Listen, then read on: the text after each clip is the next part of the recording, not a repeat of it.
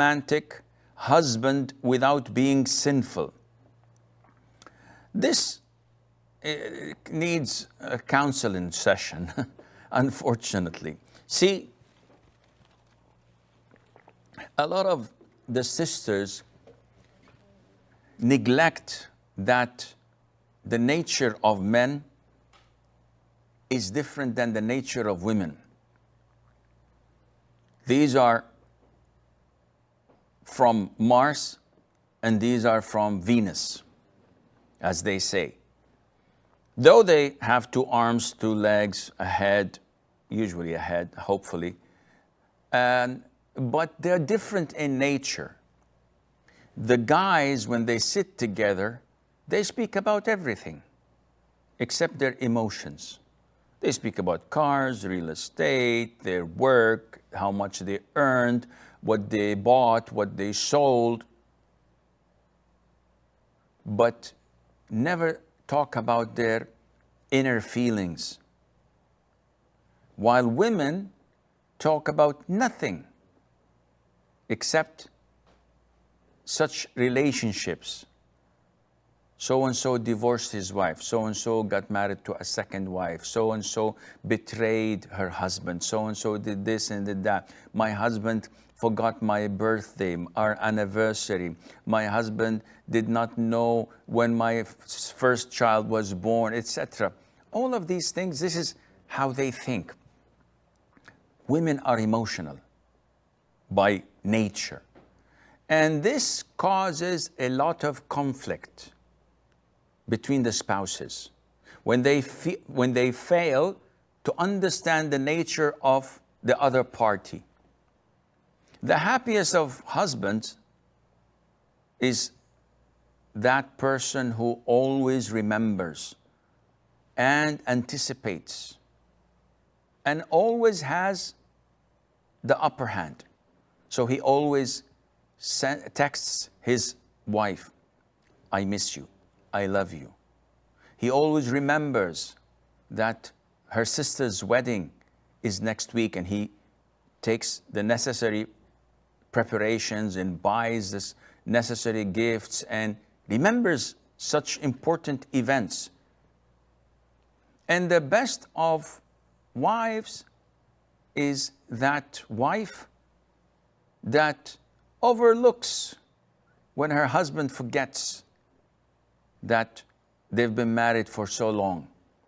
So many wives give a placement test, a quiz on the spot. Which year were we married in? I don't know. It feels like a couple of centuries, if you ask me. But, Akhi, why are you answering in such a fashion? It is. I've been married to her for more like 200, 300 years. She's so old that when she was born, rainbows were in black and white. Akhi, you're not allowed to say such things. Yeah, but it's funny. It's funny for you. It's funny for the guys. It's not funny for her. So we have a problem in communication. Once each party knows how to communicate and how to overlook, and this is an important issue in Islam, known as at-taghaful, meaning to look the other way. Not every single word that comes out of your wife's mouth you have to interrogate and know the intent behind it. Move on. Shrug your shoulders and move on. Likewise, you don't have to question every gesture your husband had done. And what did he mean when he said so and so in front of your father or your mother? And why didn't he do this and why did he do that? Life does not go on like this. Marriage cannot continue healthy in such an environment. So if your husband is careless, if he's not romantic, do what you have to do to change him positively. You have two courses of action. One, lecturing, reprimanding, blaming, pointing the finger. You did this, why didn't you do that? and you keep on nagging him until he either divorces you or chooses a second wife, because this is not healthy. The second course of action can be that you deal with him in a positive way. If he's not romantic, be romantic without waiting for a response. So if he comes on a special night, it's nice to have candlelight dinner. And he would notice, maybe he would not comment now, or in the 5th time, or on the 10th time, but he notices and enjoys what he sees. If you buy him a gift, if you put a rose on his pillow, if you cook him good meals, and always be presentable in how you look, applying body lotions, perfumes, wearing your hair in a nice and tidy way, putting a nice dress on, he'll notice this. And after a while, he would be enjoying it. And after a while, he would be forced to reciprocate, whether you tell him or not.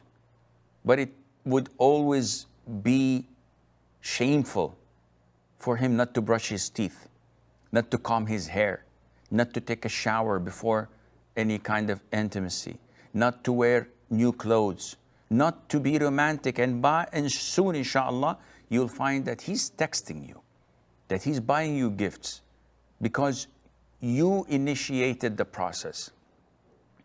But when we start the blaming game, you did not do this to me when I did that to you, and you have a record book. On the 5th of January, I bought you a bottle of perfume. On the 12th of February, I did this and that, before Valentine's Day, because we don't celebrate Valentine. On March, on April, and you have a list of everything you had done. You didn't do anything. A'udhu billah. What kind of a marriage is this? Such interrogation, such nagging is not healthy. And living in depression is not healthy either. When you start to regret, why did I marry this guy? He's so careless, he's unromantic, he is rude, he doesn't know how to use diplomacy and use beautiful words. His jokes always hurt me and insult me. And you live inside of your own shell, depressed. This is not healthy. Not for you, not for the marriage, not for the children. So you have to come out of your shell, and you have to look at the bigger picture. You have to try and work on yourself and your lowest self-esteem. You have to think positive of yourself and overlook so many of these trivial issues and do